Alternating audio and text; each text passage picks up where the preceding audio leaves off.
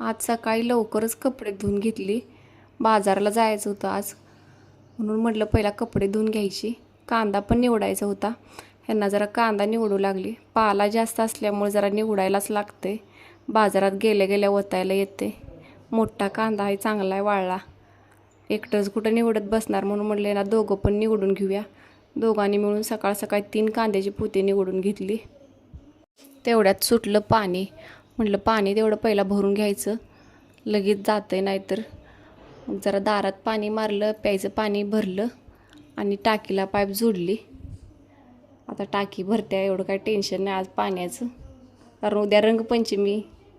मग मालकाने घेतला माल भरून सगळा, लसूण कांदे वगैरे. म्हटलं आपण स्वयंपाकाला लागायचं. शिवराजला बघा पिचकारी आणल्या त्याच्या पप्पानी, किती छान पिचकारी आहे. जेवणात करायचं होतं आज पनीर. शिवराजला आमच्या पनीरची भाजी लय आवडत्या. मग कांदा आणि टॅमॅटो भाजून घेतलं. कांदा तिखटच आहे लय. ते 2 भाजल्यानंतर त्यांची पेस्ट करून घेतली मस्तपैकी. स्वराला म्हटलं शिवराजला तेवढं घेऊन ये, बाहेर गेलाय खेळायला.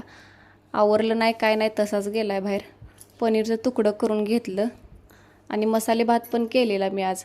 स्वरा म्हटली मम्मा भाताचा वास किती छान यायला लागलाय. तिकडं भात शिजतोय तोपर्यंत म्हटलं आपण चपात्या करून घेऊया. त्या चपात्या करून घेतल्या पटपट. आता म्हटलं पनीरला पण फोडणी देऊन घेऊया. लागलंच.